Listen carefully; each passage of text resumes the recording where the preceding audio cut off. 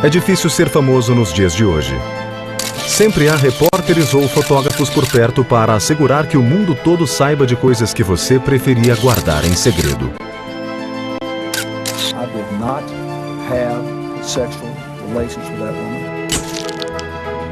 É claro que em um passado distante, quem governava não tinha esse problema.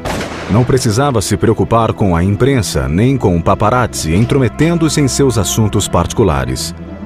Estava a salvo das manchetes e colunas de fofocas. Até agora. Este programa vai revelar a vocês detalhes da vida secreta, cruel, excêntrica e sanguinária de alguns czares da Rússia. A vida privada dos czares. Pedro, o Grande, aos trancos e sopapos conduziu a Rússia do século XVIII para uma nova civilização. Foi um feito notável de um homem notável. Entretanto, sua memória chega até nós salpicada de boatos sobre sua vida particular.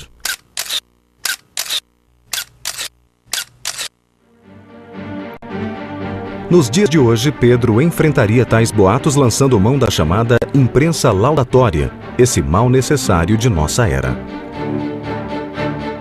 I think they're completely necessary evil. I think it's tremendously naive of people to imagine that we're not going to have them. I mean, obviously, you don't want the spin doctor to have so much power, and to some degree, the cult of spin itself is a bad thing because it's saying we're not really telling you the truth. But it's also naive to imagine that all human beings are going to quite happily tell the whole truth and nothing but the truth all the time. They never have, and they never will. O epíteto O Grande foi criado pelo próprio Pedro, uma combinação extraordinária de estadista, soldado, reformador, bêbado e exibicionista de índole bastante violenta. Seria um prato cheio para as colunas sociais de hoje.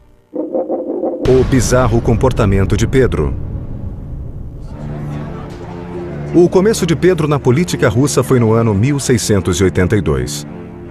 Aos 10 anos de idade, ele foi coroado czar, depois que seu meio-irmão Teodoro morreu, e depois de ser forçado a comparecer ao balcão do Kremlin e testemunhar brutais assassinatos praticados pelo exército russo. They went through the palace and literally dragged people out from under beds and from behind screens.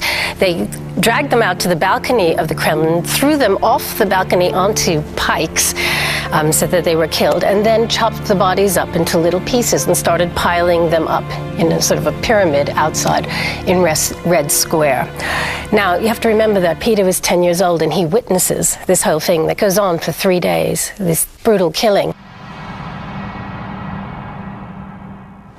O que os militares queriam era pôr Pedro e o irmão Ivan no trono, tendo a prepotente irmã Sofia como regente. E isso foi exatamente o que aconteceu. Esse arranjo serviu como luva para Pedro.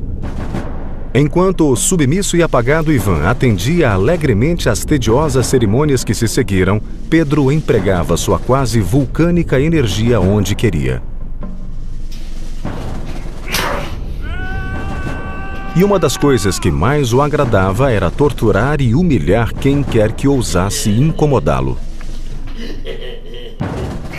The use of torture was widespread throughout Russia, and his enemies were given the knout, which was a very thick whip. And what would happen is, when you were hit with the knout, slices of your skin would come off your back. They would whip somebody, and they figured out, I think, 25 times you could still be alive at the end of that. They would leave you for a day, and then they would start all over again until you confessed what they wanted to hear. And if you didn't confess, then they would take you with your raw back and put you on a spit like a roast over a fire and burn them until they got the confession. And if that didn't work, they used the rack. If a victim of this torture lost consciousness, they would summon the best doctors, get them back on their feet, and start torturing them all over again. O gosto de Pedro pela violência acompanhou-o por toda a vida. Por vezes, as vítimas eram amigos e companheiros de seu círculo social.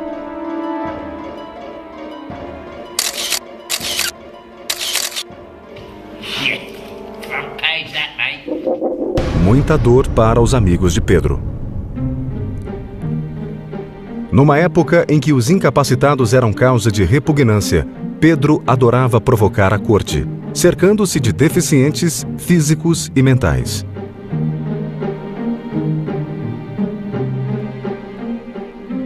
Bebedeiras, orgias, libidinagem, espetáculos grotescos, crueldade gratuita. A corte de Pedro certamente era única. Naturalmente, com Sofia por trás do trono e Ivan presidindo os tediosos cerimoniais, Pedro não tinha muita distração além dessas.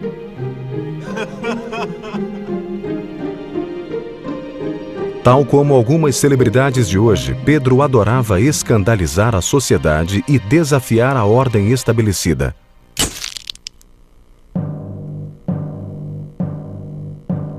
Mas havia certos deveres que ele não podia ignorar, um deles sendo gerar herdeiros para o trono. O irmão Ivan havia falhado miseravelmente nesse departamento. Talvez Pedro se saísse melhor. Assim, casou-se com Eudóxia Lapúrrina, a bonita e pouco inteligente filha de um nobre. Não foi um enlace feliz, principalmente porque Eudóxia não compartilhava os gostos incomuns de Pedro. Mesmo assim, eles conseguiram produzir 3 filhos.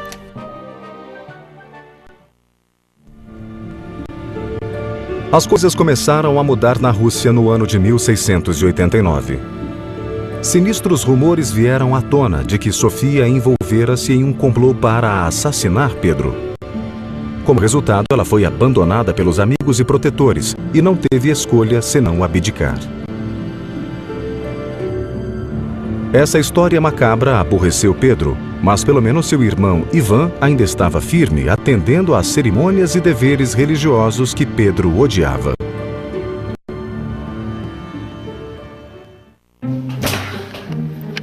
Quando não se achava entregue aos prazeres físicos, nem inventando um modo de se divertir à custa dos outros, uma coisa que realmente interessava a Pedro era o exército russo. Que não existia, pelo menos não no sentido que conhecemos. Queria também uma frota naval russa, que também não existia. Pedro decidiu reverter a situação. Finalmente, a Rússia tem um exército.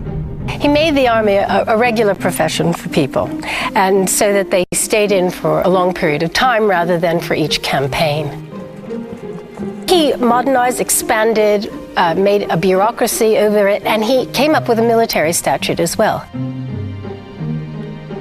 Resolvido a popularizar o exército, nos anos 1690 o czar beberrão, licencioso e blasfemo, teve um ataque de cultura.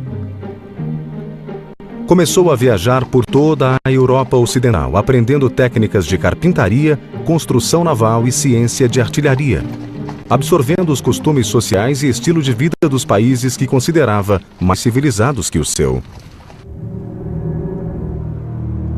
Apesar de abrir os olhos para um estilo de vida mais refinado, o lado escuro de Pedro estava sempre presente. Entre as coisas que aprendeu, por exemplo, estava a dissecação de corpos e autópsias, o que não se coadunava com o czar de todas as Rússias.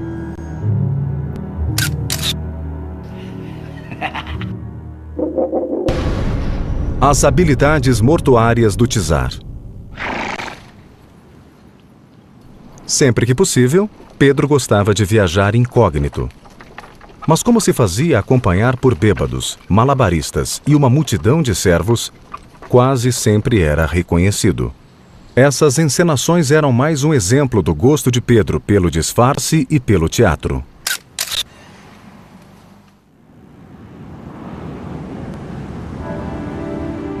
Uma das facetas europeias que encantaram Pedro e suas constantes viagens era a ausência de homens barbados. Ele chegou à conclusão de que o rosto coberto de pelos, tão popular em sua corte, era sinal de vulgaridade. E publicou um édito ordenando que todos os homens fizessem a barba.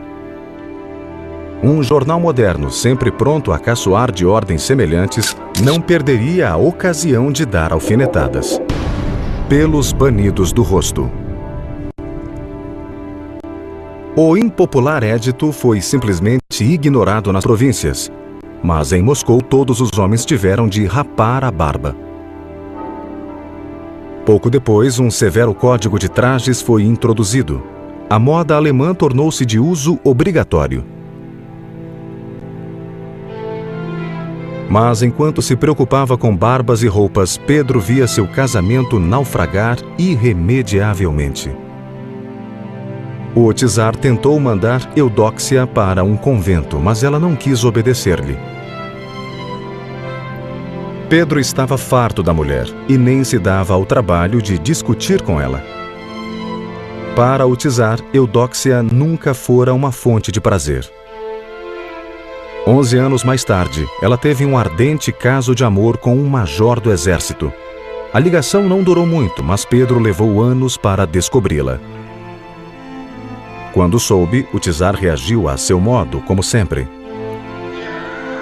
O major foi preso, submetido a inenarráveis torturas e empalado. Enquanto Eudóxia foi levada à força para um convento em Ládoga.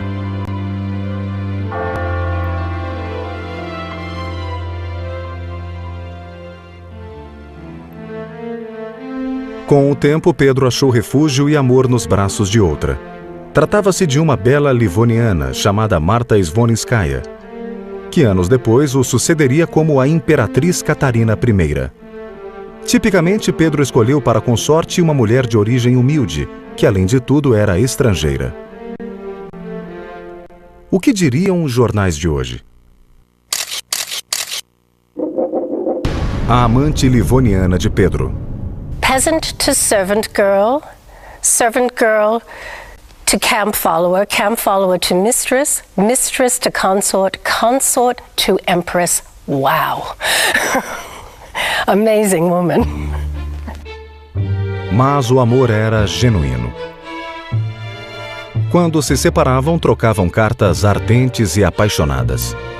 Catarina acompanhava-o nas orgias e bebedeiras com entusiasmo. Apreciava o humor grosseiro de Pedro e seu gosto por brincadeiras pesadas. Em 1712, Pedro casou-se com ela. A essa altura, ela já lhe tinha dado 5 filhos. E quando foi coroada imperatriz em 1723, deu-lhe mais 5, embora apenas 2 sobrevivessem à infância.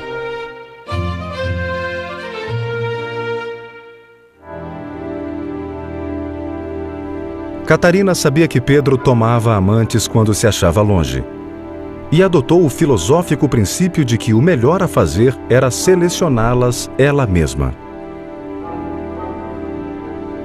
Pedro apreciava seus cuidados e escreveu-lhe de um spa aonde gostava de ir. Como os médicos aqui proíbem libações na cama enquanto tomo as águas, mando-lhe de volta minha amante, pois não resistiria se ela ficasse aqui.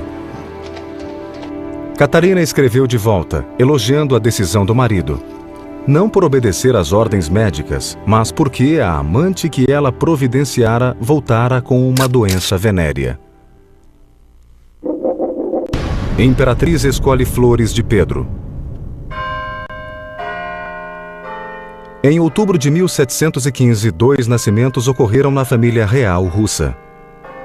Primeiro nasceu um garoto da princesa Carlota, mulher de Alexei, filho do primeiro casamento de Pedro com a ranzinza Eudóxia. 9 dias depois, Carlota morreu de complicações de parto. Passados mais 3 dias, a segunda mulher de Pedro, Catarina, deu à luz um menino e ambos foram batizados como Pedro.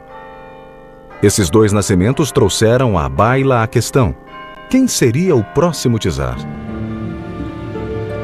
A escolha mais óbvia era Alexei, mas ele fora um grande desapontamento para o czar. Alexei não herdara a energia e a vontade de reformar do pai.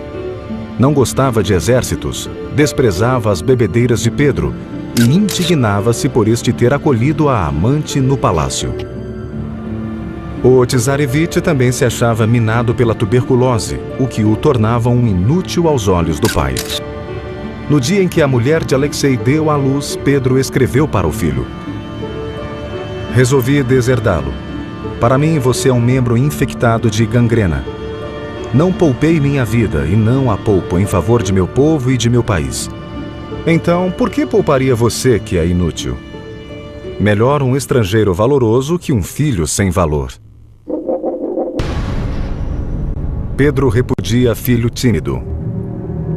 Em 1717, a frágil relação entre pai e filho chegou ao ponto mais baixo quando Alexei declarou a Pedro que nunca quisera ser czar. E em seguida fugiu. Pedro não tinha o filho em alta conta, mas suspeitava que até ele seria capaz de planejar um golpe com a facção inimiga. Assim, mandou rastreá-lo e trazê-lo de volta à Rússia.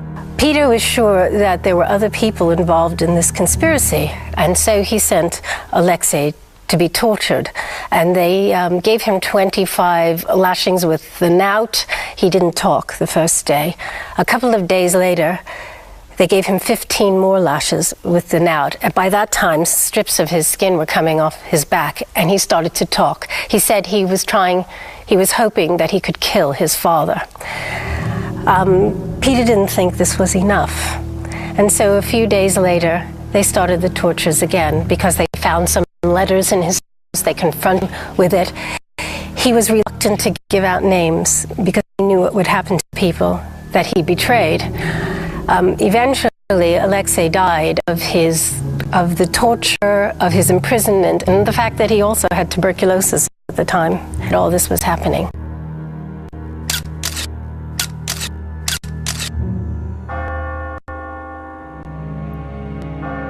No funeral de Alexei, Pedro soluçou abertamente. O destino reservava-lhe ainda outro desgosto.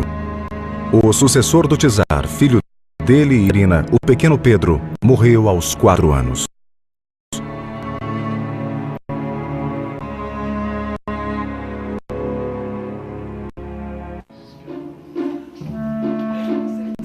As orgias e infidelidades continuaram até o fim do reinado de Pedro, quando ele descobriu em 1724 que Catarina tinha um jovem amante, William Mons. O caso era de conhecimento geral. Naturalmente, o moço estava condenado. A 16 de novembro, depois de horas de impiedosa tortura, William subiu ao cadafalso, onde foi decapitado, e o corpo foi jogado aos corvos. A cabeça foi cuidadosamente preservada numa jarra de álcool e presenteada a Catarina. Presente de Pedro, Pickles de Mons. Meses depois, em janeiro de 1725, Pedro, o Grande, morreu. O funeral foi grandioso e seu corpo embalsamado ficou exposto em Moscou em um esquife aberto. I don't think that there's anyone been born with as much energy and ambition as Peter the Great had. I can't think of anyone. I can think of cruel leaders and I can think of progressive leaders, but I can't think of leaders that had all the qualities that Peter had. He was a phenomenon. Quando foi enterrado, Catarina sucedeu-o no trono, após um golpe que afastou o neto de Pedro. Ela foi apoiada pelos regimentos que Pedro treinara pessoalmente ao criar o exército russo anos antes. Mas Catarina nem precisava ter se incomodado. Ela morreu 2 anos após o marido.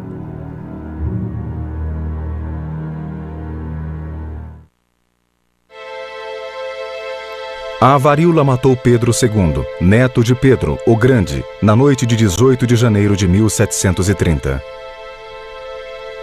Muito moço, ele morreu no dia em que ia se casar. Pedro, o último varão da linhagem Romanov, reinou menos de 3 anos.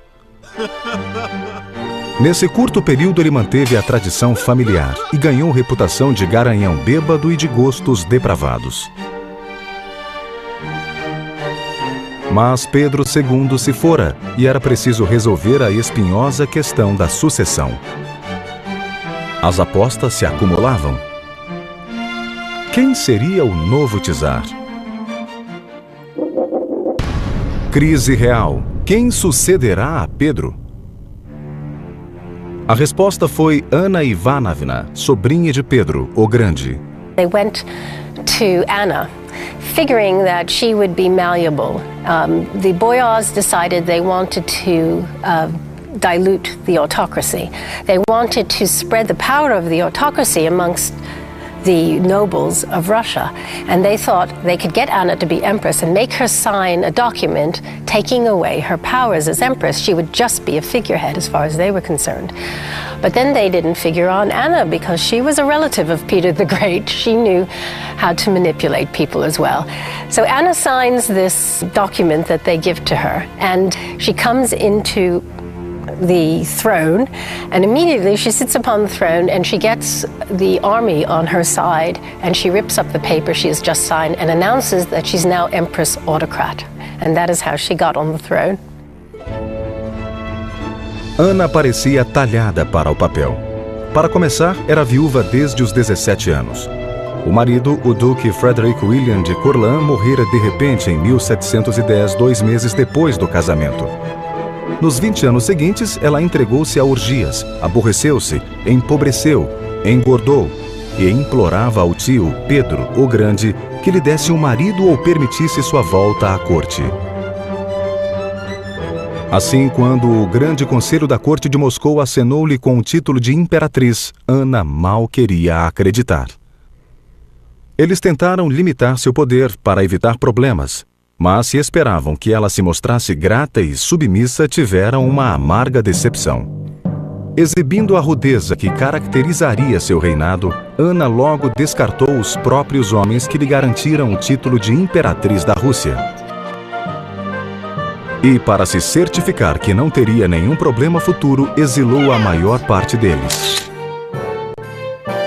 Assim, Ana entrou para o seleto clube de mulheres poderosas da história. Um clube a que se afiliariam Catarina, a Grande, a Rainha Vitória, e políticas famosas como Indira Gandhi e, mais recentemente, a inglesa Margaret Thatcher.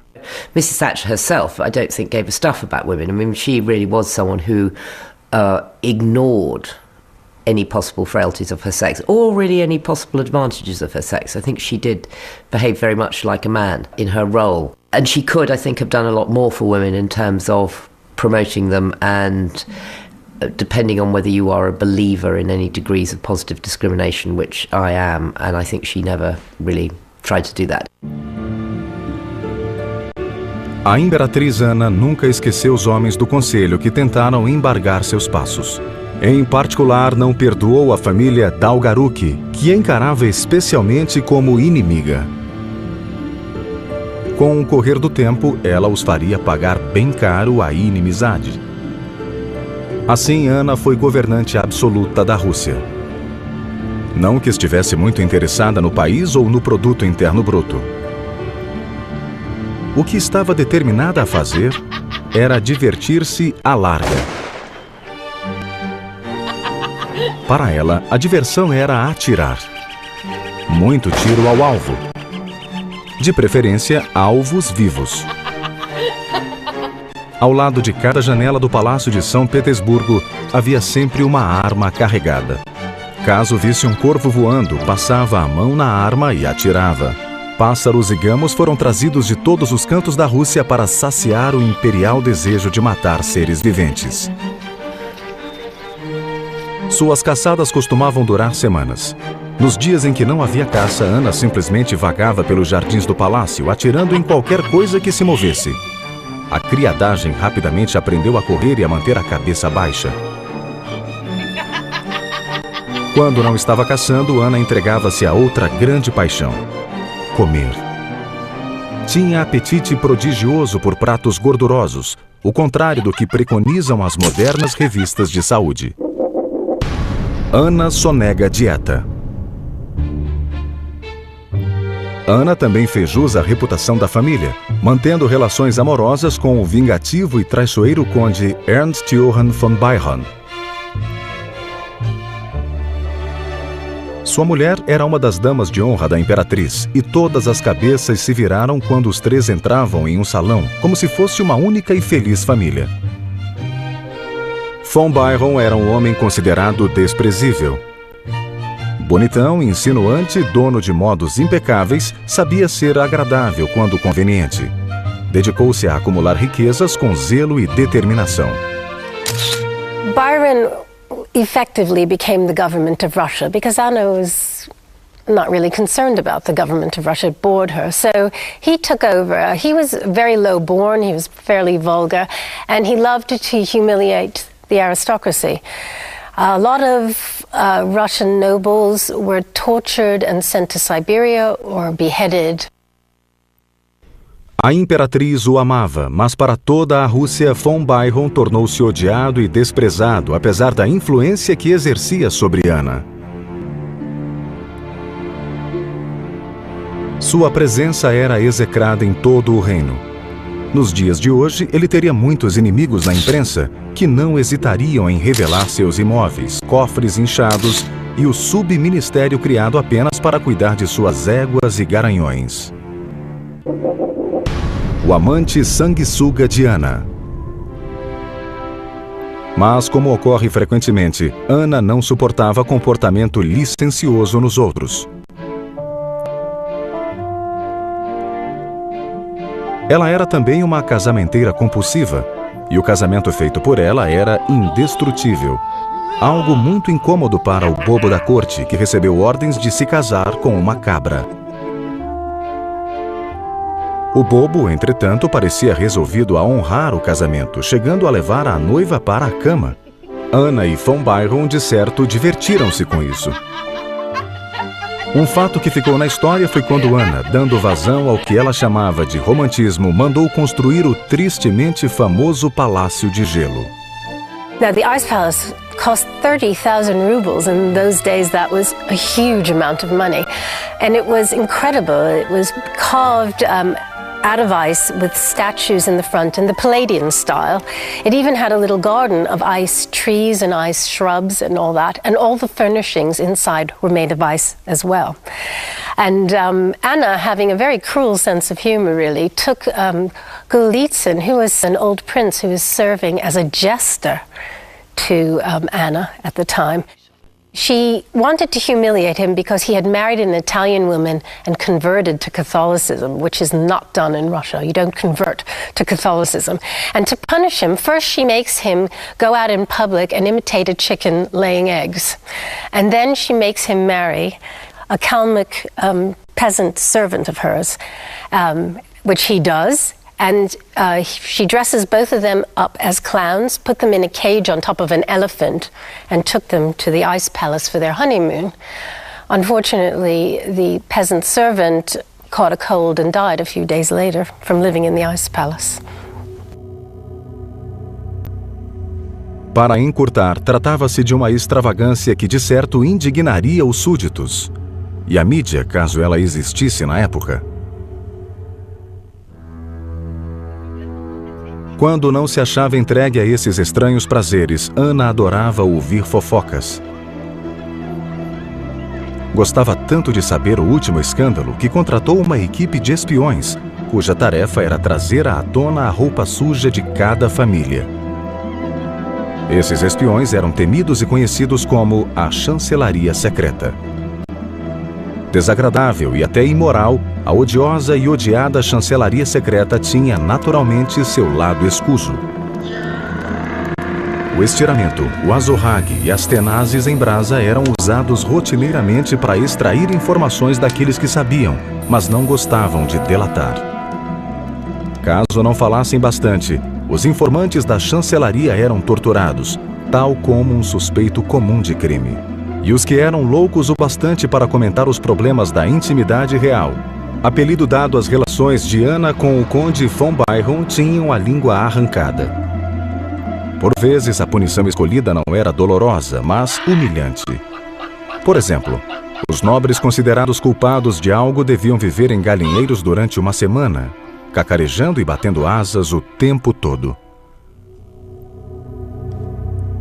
Apoiada pelo insuportável von Byron, o reinado de Ana logo se tornou de terror.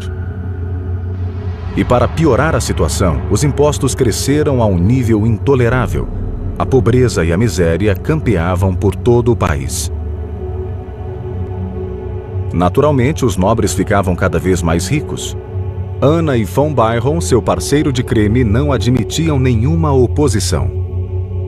Os registros indicam o banimento de 20.000 pessoas em seu governo. E que destino Ana lhes dava? A Sibéria. Sibéria, grande surto populacional.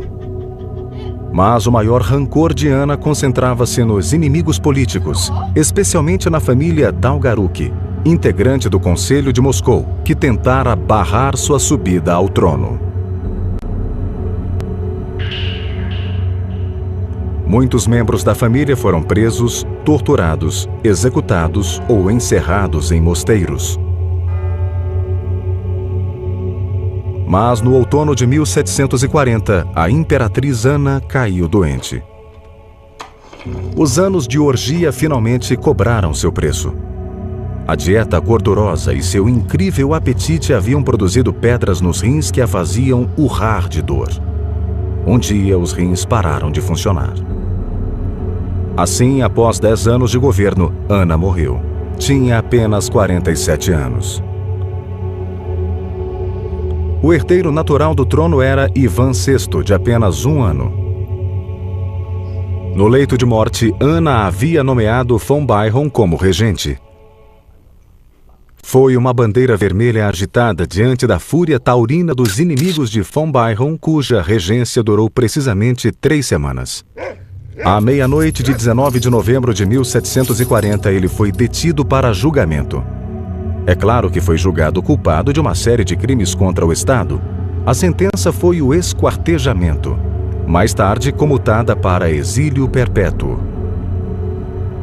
Uma última e terrível ironia. Após o confisco das terras de von Byron, incluindo propriedades e diamantes, só estes valiam $1 milhão. Eles o mandaram para onde o conde bania os inimigos, Sibéria. Para sempre. Naturalmente, as 20.000 pessoas que ele e Ana haviam expulsado para a mesma Sibéria estariam à sua espera na estação.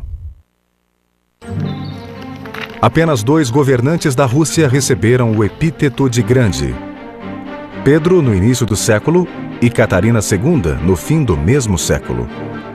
Catarina era mulher do neto de Pedro, o Grande, e sucessor de sua tia Elizabeth em 1761.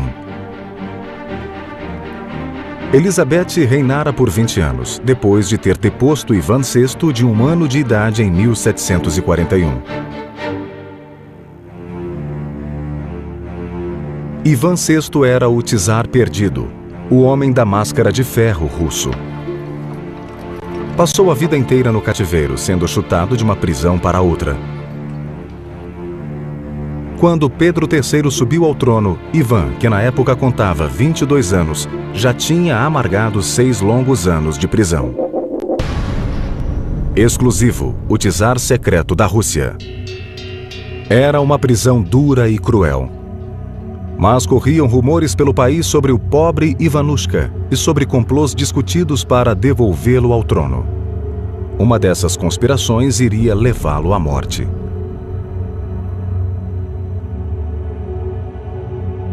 Falaremos dele mais tarde.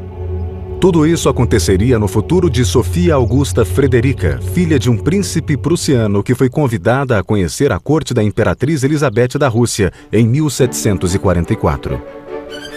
Elizabeth procurava uma noiva para seu sobrinho e sucessor Pedro. A jovem fez sucesso instantâneo. Chegou, viu e venceu. As núpcias reais seriam luxuosas e Sofia seria rebatizada como Catarina. Ela se casaria com o herdeiro do trono e tudo ficaria bem. O casamento teve lugar a 21 de agosto de 1745, mas infelizmente a primeira noite foi um desastre. Após a lauta ceia, Pedro, embriagado, cambaleou para o quarto de Catarina e desmaiou. foi um triste sinal do que viria depois. Pedro não tinha interesse nenhum em cumprir os deveres conjugais, sóbrio ou bêbado. A verdade é que Pedro era um homem fraco, muito diferente de sua impetuosa mulher. The marriage between Catherine, who was intelligent, quick-witted, very cultured, to a sort of vulgar, military-loving, silly man that he was very, very unhappy. They were not mated properly. They had no meeting of the minds whatsoever. Os anos se passavam e Catarina não dava sinal de cumprir seu primeiro dever de esposa, que era produzir herdeiros do marido. Naturalmente, a imperatriz Elizabeth preocupava-se cada vez mais, e a pobre Catarina levava boa parte da culpa. E precisou se submeter a exames físicos desagradáveis e humilhantes para o problema ser resolvido. O pior eram os boatos que a imperatriz ouvia sobre Catarina, que não estaria sendo fiel ao frágil marido. Boatos verdadeiros. Catarina caíra de amores por um garboso oficial do exército. Mas Elizabeth era uma mulher prática. Desde que se tira um filho, que importância tinha sua origem?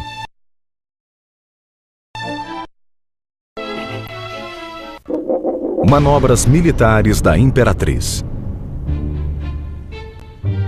Em 1754, o pragmatismo real teve sua recompensa quando Catarina finalmente deu à luz um menino, batizado como Paulo. O garoto foi imediatamente levado para os braços da imperatriz, que o educou como filho.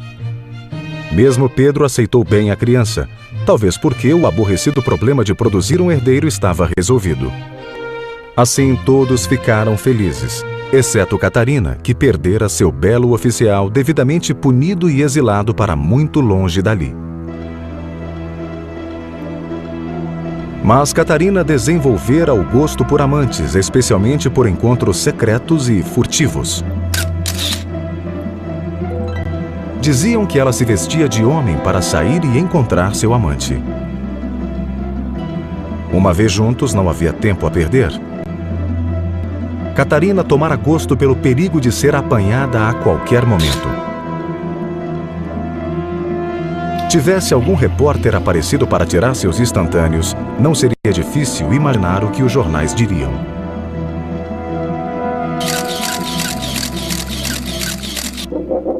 As escapadelas de Catarina. Catarina e Pedro simplesmente se detestavam.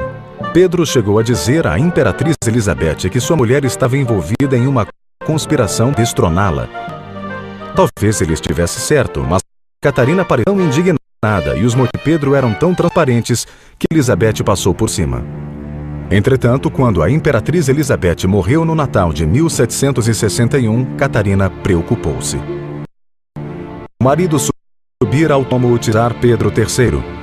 E agora tinha o caminho aberto para livrar-se da mulher que odiava. Corria a boca pequena que uma cela fora preparada para ela na mesma prisão em que se achava Ivan, o czar esquecido. Para a sorte de Catarina, ela não era a única a não gostar de Pedro. O povo russo a acompanhava, como o exército. Esse fato selou o destino de Pedro, que viu a morte chegar em 28 de junho de 1762. Catherine was the center of the coup. Catherine directed the coup. She had lots of allies in this operation that she manifested herself. She really hated her husband tremendously. She felt he was ruining Russia, or that was her excuse anyway. And with the help of the Orlov brothers and Princess Dashkova, she got the army to swear allegiance to her and to proclaim her as sovereign. She informed her husband that she was marching on his country house where he was staying with 15,000 soldiers to take the throne. Peter III, not being a very courageous man, immediately gave up the throne to Catherine. And the coup took 2 hours and shed no blood whatsoever. Pedro Dezas Cesar Ado. Pobre e infeliz Pedro. Ele foi forçado a escrever uma mensagem abjeta a Catarina, implorando para poder sair da rua com a amante e uma modesta pensão. Catarina detectou o doce cheiro da vingança e exigiu que Pedro se apresentasse em pessoa para abdicar formalmente. Quando ele obedeceu, Catarina deu ordens para que o casal se separasse. Eles nunca mais se viram e os dias de Pedro estavam contados. Teria Catarina ordenado o assassinato do marido? Nunca se saberá. Na verdade, bastava-lhe fechar os olhos e a boca. Nunca respondeu às notas que relatavam o mau estado de saúde de Pedro. Nunca mandou investigar a morte dele ocorrida numa taverna, talvez numa briga entre bêbados. Nem discutiu a nota oficial que informava que Pedro morrera de cólica hemorroidal. E nunca se mostrou pesaroso por ter perdido um marido que julgava inútil e desagradável. Cólica mata Cesar Pedro. Catarina subiu ao trono em 22 de setembro de 1762 como a mais pia e ortodoxa imperatriz da Rússia. E imediatamente tratou de consolidar-se no poder. Mas persistia o problema do infeliz czar esquecido, Ivan, que continuava a fenecer na prisão. Enquanto Ivan vivesse, haveria sempre o perigo de que tentassem devolver-lhe o trono. Não havia, portanto, lugar para sentimentalismo e piedade. Catarina deu ordens aos carcereiros para matar o prisioneiro antes de entregá-lo com vida a alguém. De julho de 1700, um atentado foi feito para resgatar Ivan e os guardas cumpriram o dever. O czar esquecido fora convenientemente morto. Embora os líderes do complô fossem julgados e executados, Catarina não permitiu que os torturassem antes. Era esse o método mais eficaz para extrair detalhes sobre conspirações. Mas num caso assim, segredos podiam ser revelados. Como imperatriz, Catarina demonstrava extraordinário apetite por mudanças no governo e para patrocinar artes, música e educação. Também tinha um apetite extraordinário por homens. Na verdade, sua libido notável assegurou-lhe um lugar no folclore russo. Talvez o mais famoso de seus amantes tenha sido Grigory Pachonkin. Potemkin was Catherine's lover. He was a soldier, mainly, but he was also a man of letters. He spoke many languages. He was an extraordinary gentleman, really. That was a true meeting of minds with Catherine and Potemkin. We even think that they might have been secretly married to each other. But Potemkin, it is said that Catherine ruled Russia, but Potemkin ruled Catherine. Os boatos diziam que Catarina e Potemkin haviam se casado em segredo. Todavia, isso não a impediu de tomar às dezenas. Alguns eram vetados por Potemkin, que, aliás, mantinha um harém. Potemkin era o procurador da imperatriz e conhecia bem suas preferências. Ela gostava de jovens bonitões e viris. Os mexeriqueiros da corte contavam que Catarina pedia a uma amiga, a condessa Bruce, que fizesse os testes pilotos dos parceiros que Potemkin selecionava para ela. O que diria ao público se os tabloides da época pudessem divulgar tudo? Obscena, depravada, sereia do sexo. Remember, you had this huge base a peasant group who were basically illiterate and who venerated the Tsar as a god on earth, basically. They wouldn't have known very much about what went on in the palace, but people in the upper echelons of society would have either known or heard rumors about what was going on. A imprensa estrangeira, entretanto, divulgava muitas histórias sobre a vida secreta e escandalosa de Catarina. Era descrita como ninfomaníaca insaciável, sempre em busca de emoções exóticas e devassas. Sua necessidade era tão grande que nenhum homem podia satisfazê-la, diziam. Só um garanhão. Era uma bela reputação para alguém que mais tarde ganharia o apelido de Grande. Mas havia alguém que odiava os garotões de Catarina. Mortificava-se com seu comportamento e irritava-se com os incessantes boatos sobre sua vida sexual. Tratava-se de Paulo, filho da atriz, que crescera odiando a mãe por causa do assassinato de Pedro III, o homem que ele conhecera como seu pai.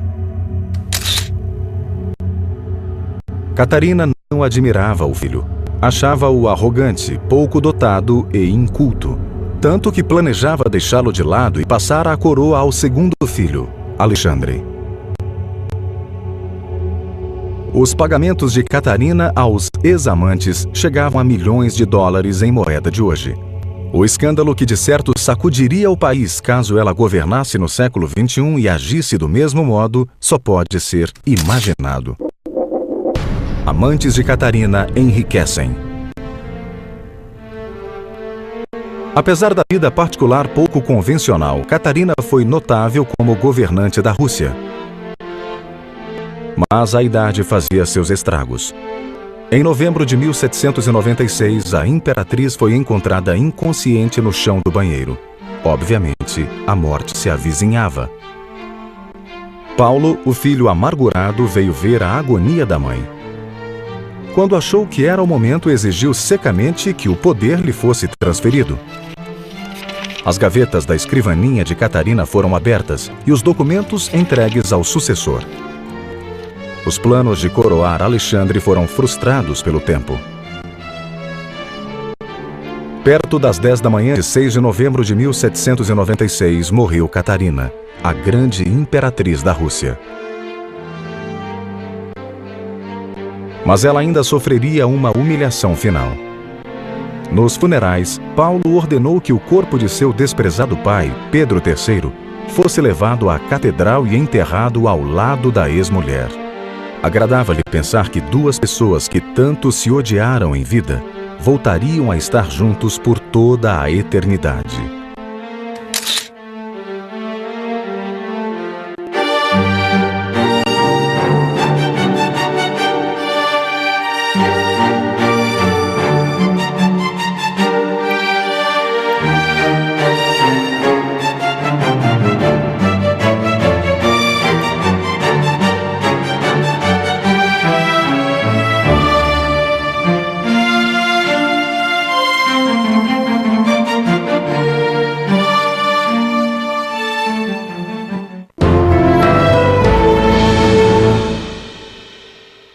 Constantes viagens era a ausência de homens barbados. Ele chegou à conclusão de que o rosto coberto de pelos, tão popular em sua corte, era sinal de vulgaridade. E publicou um édito ordenando que todos os homens fizessem a barba. Um jornal moderno, sempre pronto a caçoar de ordens semelhantes, não perderia a ocasião de dar alfinetadas. Pelos banidos do rosto. O impopular édito foi simplesmente ignorado nas províncias, mas em Moscou todos os homens tiveram de rapar a barba. Pouco depois, um severo código de trajes foi introduzido. A moda alemã tornou-se de uso obrigatório. Mas enquanto se preocupava com barbas e roupas, Pedro via seu casamento naufragar irremediavelmente. O czar tentou mandar Eudóxia para um convento, mas ela não quis obedecer-lhe. Pedro estava farto da mulher e nem se dava ao trabalho de discutir com ela. Para o czar, Eudóxia nunca fora uma fonte de prazer. 11 anos mais tarde, ela teve um ardente caso de amor com um major do exército. A ligação não durou muito, mas Pedro levou anos para descobri-la. Quando soube, o czar reagiu a seu modo, como sempre. O major foi preso, submetido a inenarráveis torturas e empalado. Enquanto Eudóxia foi levada à força para um convento em Ládoga.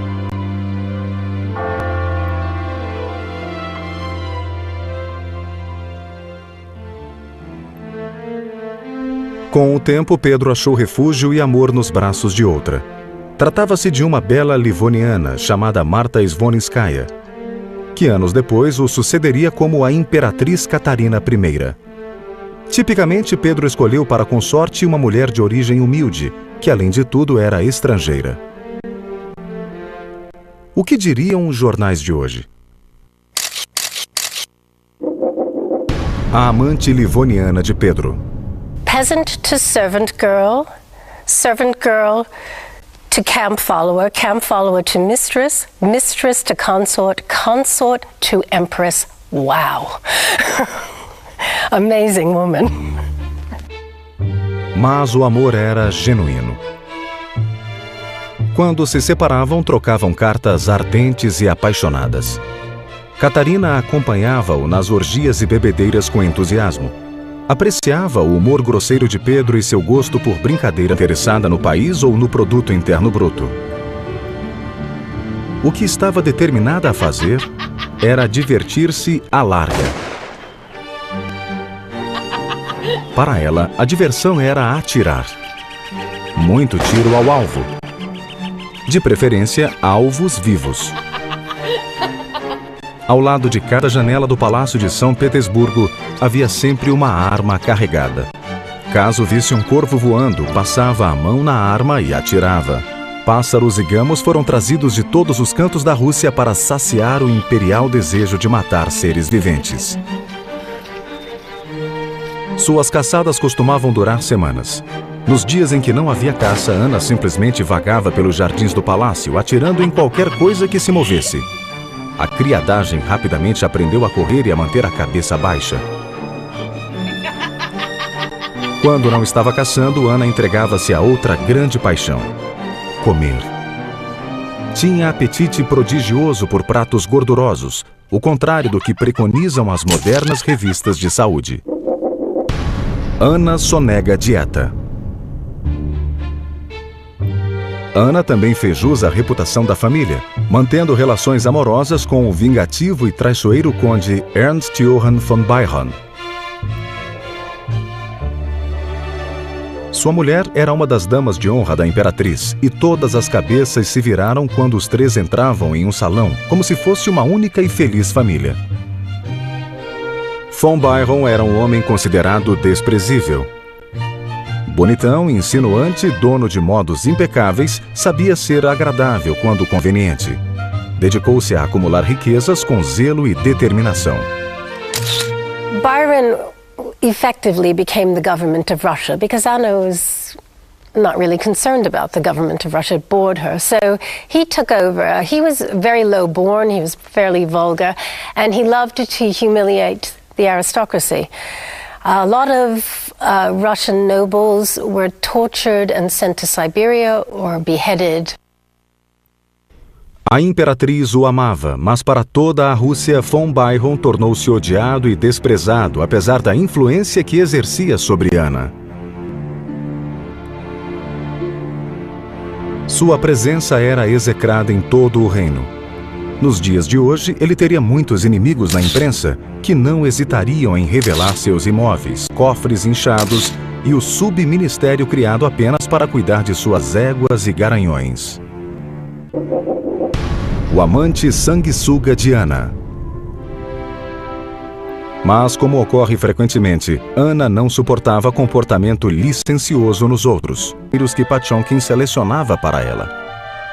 O que diria o público se os tabloides da época pudessem divulgar tudo? Obscena, depravada, sereia do sexo. Remember, you had this huge base a peasant group who were basically illiterate and who venerated the Tsar as a god on earth, basically. They wouldn't have known very much about what went on in the palace, but people in the upper echelons of society would have either known or heard rumors about what was going on. A imprensa estrangeira, entretanto, divulgava muitas histórias sobre a vida secreta e escandalosa de Catarina. Era descrita como ninfomaníaca insaciável, sempre em busca de emoções exóticas e devassas. Sua necessidade era tão grande que nenhum homem podia satisfazê-la, diziam. Só um garanhão. Era uma bela reputação para alguém que mais tarde ganharia o apelido de Grande. Mas havia alguém que odiava os garotões de Catarina. Mortificava-se com seu comportamento e irritava-se com os incessantes boatos sobre sua vida sexual. Tratava-se de Paulo, filho da atriz, que crescera odiando a mãe por causa do assassinato de Pedro III, o homem que ele conhecera como seu pai. Catarina não admirava o filho. Achava-o arrogante, pouco dotado e inculto, tanto que planejava deixá-lo de lado e passar a coroa ao segundo filho, Alexandre. Os pagamentos de Catarina aos ex-amantes chegavam a milhões de dólares em moeda de hoje. O escândalo que de certo sacudiria o país caso ela governasse no século XXI e agisse do mesmo modo só pode ser imaginado. Amantes de Catarina enriquecem. Apesar da vida particular pouco convencional, Catarina foi notável como governante da Rússia. Mas a idade fazia seus estragos. Em novembro de 1796, a imperatriz foi encontrada inconsciente no chão do banheiro. Obviamente, a morte se avizinhava. Paulo, o filho amargurado, veio ver a agonia da mãe. Quando achou que era o momento, exigiu secamente que o poder lhe fosse transferido. As gavetas da escrivaninha de Catarina foram abertas e os documentos entregues ao sucessor. Os planos de coroar Alexandre foram frustrados pelo tempo. Perto das 10 da manhã de 6 de novembro de 1796, morreu Catarina, a grande imperatriz da Rússia. Desde que se ter um filho, que importância tinha sua origem?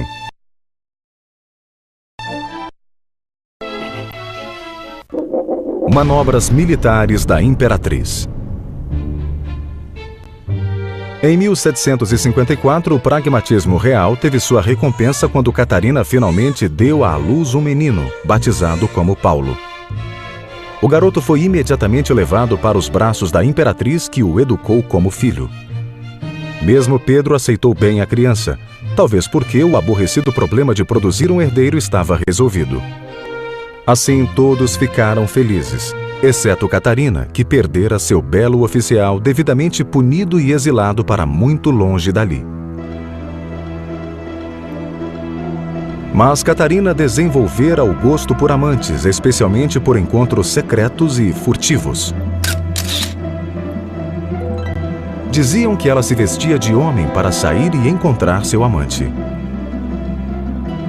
Uma vez juntos, não havia tempo a perder. Catarina tomara gosto pelo perigo de ser apanhada a qualquer momento. Tivesse algum repórter aparecido para tirar seus instantâneos, não seria difícil imaginar o que os jornais diriam.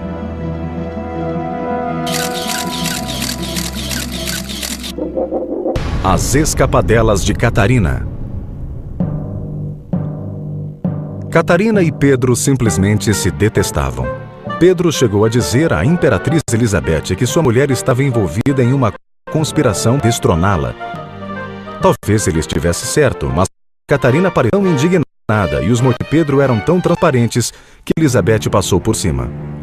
Entretanto, quando a imperatriz Elizabeth morreu no Natal de 1761, Catarina preocupou-se.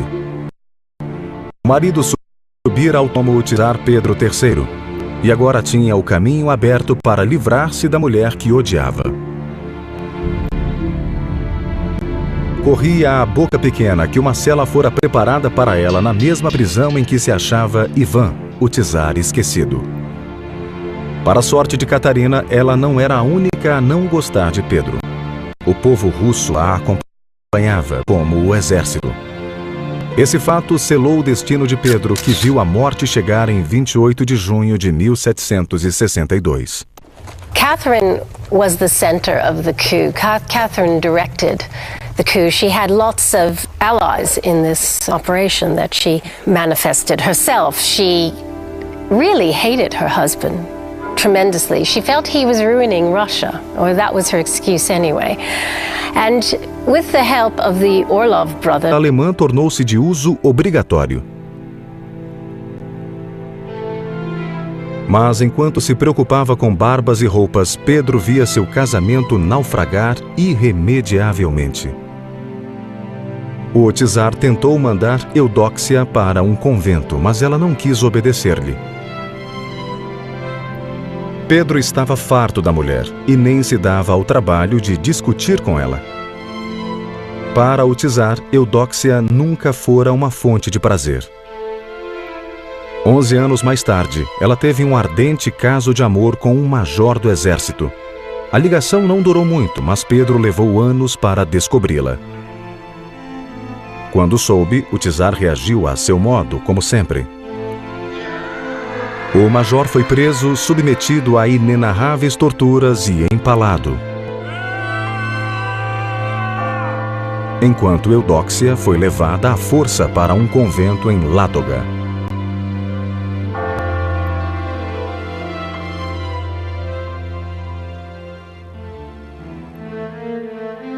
Com o tempo, Pedro achou refúgio e amor nos braços de outra. Tratava-se de uma bela livoniana chamada Marta Zvonskaya, que anos depois o sucederia como a Imperatriz Catarina I.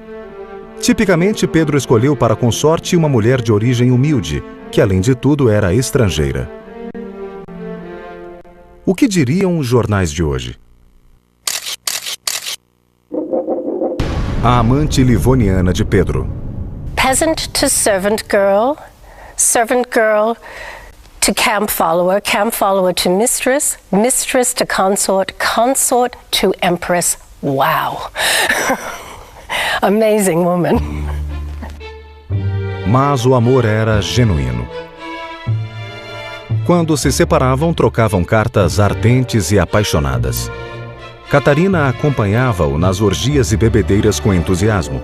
Apreciava o humor grosseiro de Pedro e seu gosto por brincadeiras pesadas. Em 1712, Pedro casou-se com ela. A essa altura, ela já lhe tinha dado 5 filhos. E quando foi coroada imperatriz em 1723, deu-lhe mais 5, embora apenas 2 sobrevivessem à infância.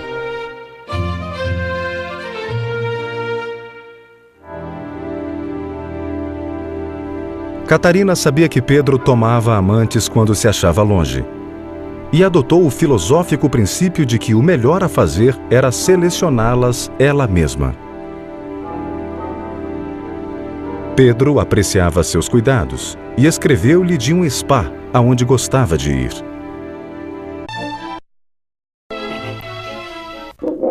Manobras militares da imperatriz. Em 1754, o pragmatismo real teve sua recompensa quando Catarina finalmente deu à luz um menino, batizado como Paulo. O garoto foi imediatamente levado para os braços da imperatriz, que o educou como filho. Mesmo Pedro aceitou bem a criança, talvez porque o aborrecido problema de produzir um herdeiro estava resolvido. Assim, todos ficaram felizes, exceto Catarina, que perdera seu belo oficial devidamente punido e exilado para muito longe dali.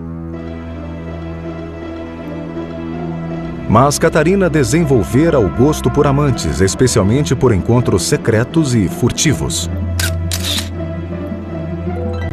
Diziam que ela se vestia de homem para sair e encontrar seu amante. Uma vez juntos, não havia tempo a perder. Catarina tomara gosto pelo perigo de ser apanhada a qualquer momento. Tivesse algum repórter aparecido para tirar seus instantâneos, não seria difícil imaginar o que os jornais diriam.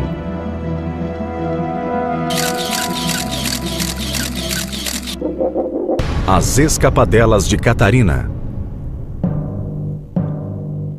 Catarina e Pedro simplesmente se detestavam. Pedro chegou a dizer à imperatriz Elizabeth que sua mulher estava envolvida em uma conspiração de destroná-la. Talvez ele estivesse certo, mas Catarina pareceu tão indignada e os motivos de Pedro eram tão transparentes que Elizabeth passou por cima. Entretanto, quando a imperatriz Elizabeth morreu no Natal de 1761, Catarina preocupou-se. O marido subir ao trono tirar Pedro III, e agora tinha o caminho aberto para livrar-se da mulher que odiava. Corria a boca pequena que uma cela fora preparada para ela na mesma prisão em que se achava Ivan, o czar esquecido. Para a sorte de Catarina, ela não era a única a não gostar de Pedro. O povo russo a acompanhava, como o exército. Esse fato selou o destino de Pedro, que viu a morte chegar em 28 de junho de 1762. Catherine was the center of the coup. Catherine directed the coup. She had lots of allies in this operation that she manifested herself. She really hated her husband tremendously. She felt he was ruining Russia, or that was her excuse anyway. And with the help of the Orlov brothers and Princess Dashkova, she got the army to swear allegiance to her and to proclaim her as sovereign. É claro que em um passado distante, quem governava não tinha esse problema. Não precisava se preocupar com a imprensa, nem com o paparazzi intrometendo-se em seus assuntos particulares. Estava a salvo das manchetes e colunas de fofocas. Até agora. Este programa vai revelar a vocês detalhes da vida secreta, cruel, excêntrica e sanguinária de alguns czares da Rússia. A vida privada dos czares. Pedro, o Grande, aos trancos e sopapos conduziu a Rússia do século XVIII para uma nova civilização. Foi um feito notável de um homem notável. Entretanto, sua memória chega até nós salpicada de boatos sobre sua vida particular.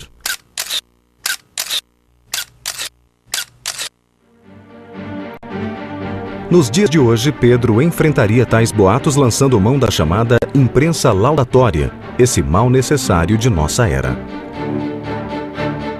I think they're completely necessary evil. I think it's tremendously naive of people to imagine that we're not going to have them. I mean, obviously, you don't want the spin doctor to have so much power, and to some degree, the cult of spin itself is a bad thing because it's saying we're not really telling you the truth. But it's also naive to imagine that all human beings are going to quite happily tell the whole truth and nothing but the truth all the time. They never have, and they never will.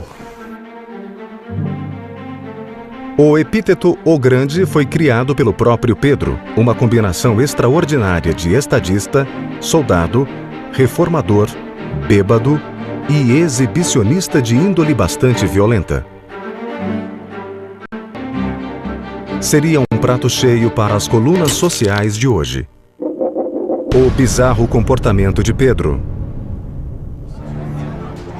O começo de Pedro na política russa foi no ano 1682. Aos 10 anos de idade, ele foi coroado czar, depois que seu meio-irmão Teodoro morreu, e depois de ser forçado a comparecer ao balcão do Kremlin e testemunhar brutais assassinatos praticados pelo exército russo. They went through the palace and literally dragged people out from under beds and from behind screens. They dragged them out to the balcony of the Kremlin, threw them off the balcony onto pikes so that they were killed, and then chopped the bodies up into little pieces and started piling them up in a sort of a pyramid outside in Red Square. Now, you have to remember that Peter was 10 years old and he witnesses this whole thing that goes on for 3 days, this brutal killing. O que os militares queriam era pôr Pedro Ioise, o que o tornava um inútil aos olhos do pai. No dia em que a mulher de Alexei deu à luz, Pedro escreveu para o filho: resolvi deserdá-lo. Para mim, você é um membro infectado de gangrena. Não poupei minha vida e não a poupo em favor de meu povo e de meu país. Então, por que pouparia você que é inútil? Melhor um estrangeiro valoroso que um filho sem valor. Pedro repudia filho tímido. Em 1717, a frágil relação entre pai e filho chegou ao ponto mais baixo quando Alexei declarou a Pedro que nunca quisera ser czar. E em seguida fugiu. Pedro não tinha o filho em alta conta, mas suspeitava que até ele seria capaz de planejar um golpe com a facção inimiga. Assim, mandou rastreá-lo e trazê-lo de volta à Rússia. Peter was sure that there were other people involved in this conspiracy, and so he sent Alexei to be tortured. And they gave him 25 lashings with the knout. He didn't talk the first day. A couple of days later, they gave him 15 more lashes with the knout. And by that time, strips of his skin were coming off his back, and he started to talk. He said he was hoping that he could kill his father. Peter didn't think this was enough. And so a few days later, they started the tortures again because they found some letters in his house. They confronted him with it. He was reluctant to give out names because he knew what would happen to people that he betrayed. Eventually, Alexei died of the torture, of his imprisonment, and the fact that he also had tuberculosis at the time that all this was happening.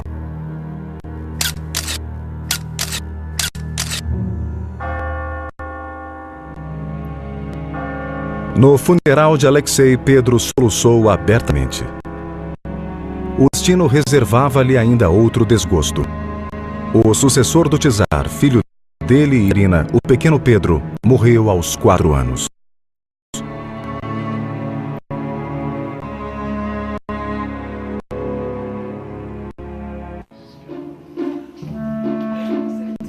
As orgias e infidelidades continuaram até o fim do reinado de Pedro, quando ele descobriu em 1724 que Catarina tinha um jovem amante, William Mons. O caso era de conhecimento geral.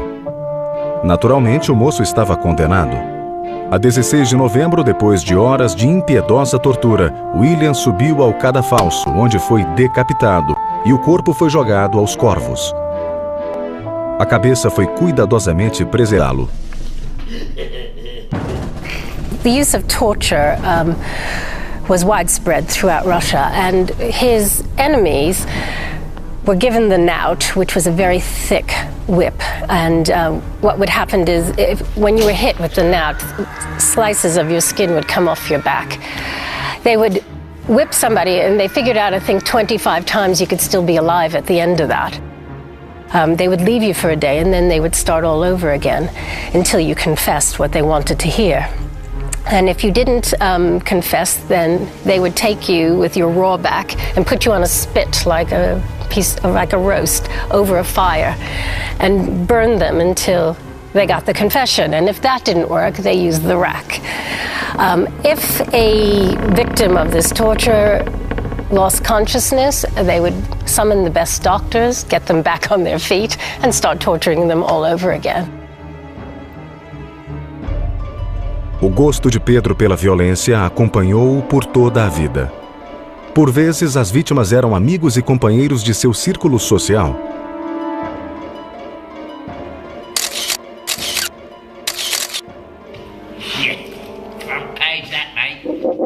Muita dor para os amigos de Pedro. Numa época em que os incapacitados eram causa de repugnância, Pedro adorava provocar a corte, cercando-se de deficientes físicos e mentais.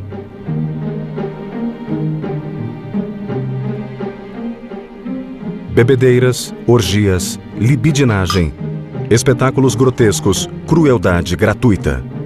A corte de Pedro certamente era única.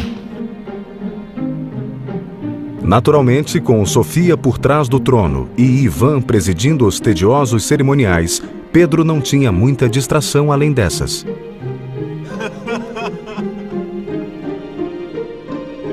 Tal como algumas celebridades de hoje, Pedro adorava escandalizar a sociedade e desafiar a ordem estabelecida.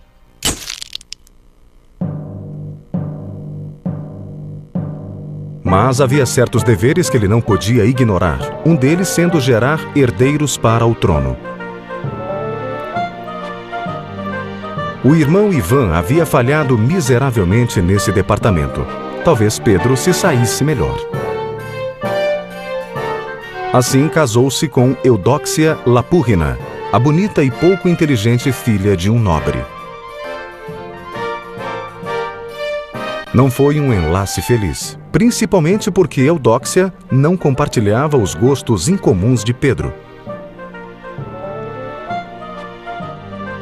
Mesmo assim, eles conseguiram produzir. Com o correr do tempo, ela os faria pagar bem caro a inimizade. Assim, Ana foi governante absoluta da Rússia. Não que estivesse muito interessada no país ou no produto interno bruto. O que estava determinada a fazer era divertir-se à larga. Para ela, a diversão era atirar. Muito tiro ao alvo. De preferência, alvos vivos. Ao lado de cada janela do Palácio de São Petersburgo, havia sempre uma arma carregada. Caso visse um corvo voando, passava a mão na arma e atirava. Pássaros e gamos foram trazidos de todos os cantos da Rússia para saciar o imperial desejo de matar seres viventes. Suas caçadas costumavam durar semanas. Nos dias em que não havia caça, Ana simplesmente vagava pelos jardins do palácio, atirando em qualquer coisa que se movesse. A criadagem rapidamente aprendeu a correr e a manter a cabeça baixa.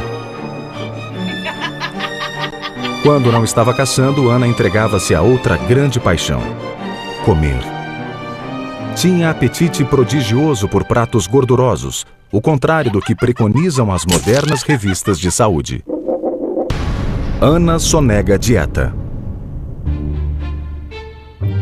Ana também fez jus à reputação da família, mantendo relações amorosas com o vingativo e traiçoeiro conde Ernst Johann von Biron. Sua mulher era uma das damas de honra da imperatriz, e todas as cabeças se viraram quando os três entravam em um salão, como se fosse uma única e feliz família.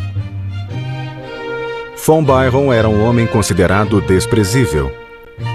Bonitão, insinuante, dono de modos impecáveis, sabia ser agradável quando conveniente. Dedicou-se a acumular riquezas com zelo e determinação.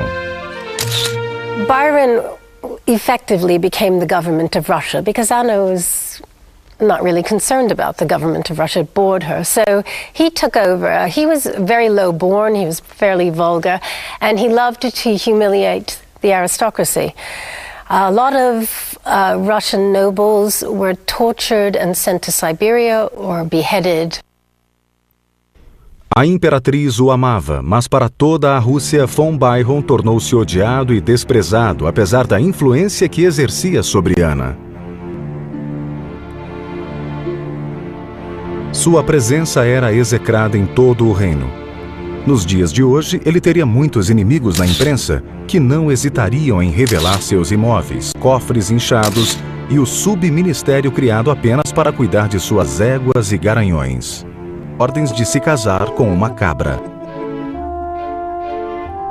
O bobo, entretanto, parecia resolvido a honrar o casamento, chegando a levar a noiva para a cama. Ana e von Biron, de certo, divertiram-se com isso. Um fato que ficou na história foi quando Ana, dando vazão ao que ela chamava de romantismo, mandou construir o tristemente famoso Palácio de Gelo. Now, the Ice Palace cost 30,000 rubles. In those days, that was a huge amount of money. And it was incredible. It was carved out of ice with statues in the front in the Palladian style. It even had a little garden of ice trees and ice shrubs and all that. And all the furnishings inside were made of ice as well. And Anna, having a very cruel sense of humor, really, took Golitsyn, who was an old prince who was serving as a jester to Anna at the time. She wanted to humiliate him because he had married an Italian woman and converted to Catholicism, which is not done in Russia. You don't convert to Catholicism. And to punish him, first she makes him go out in public and imitate a chicken laying eggs. And then she makes him marry a Kalmyk peasant servant of hers, which he does. And she dresses both of them up as clowns, put them in a cage on top of an elephant, and took them to the ice palace for their honeymoon. Unfortunately, the peasant servant caught a cold and died a few days later from living in the ice palace.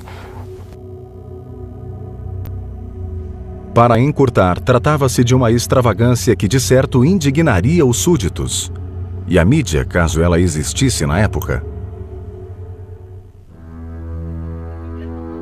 Quando não se achava entregue a esses estranhos prazeres, Ana adorava ouvir fofocas. Gostava tanto de saber o último escândalo que contratou uma equipe de espiões, cuja tarefa era trazer à tona a roupa suja de cada família. Esses espiões eram temidos e conhecidos como a Chancelaria Secreta. Desagradável e até imoral, a odiosa e odiada Chancelaria Secreta tinha naturalmente seu lado escuso. O estiramento, o azorrague e as tenazes em brasa eram usados rotineiramente para extrair informações daqueles que sabiam, mas não gostavam de delatar.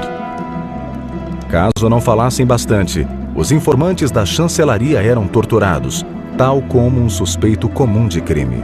E os que eram loucos o bastante para comentar os problemas da intimidade real, apelido dado às relações de Ana com o conde von Byron, tinham a língua arrancada. Por vezes, a punição escolhida não era dolorosa, mas humilhante. Por exemplo,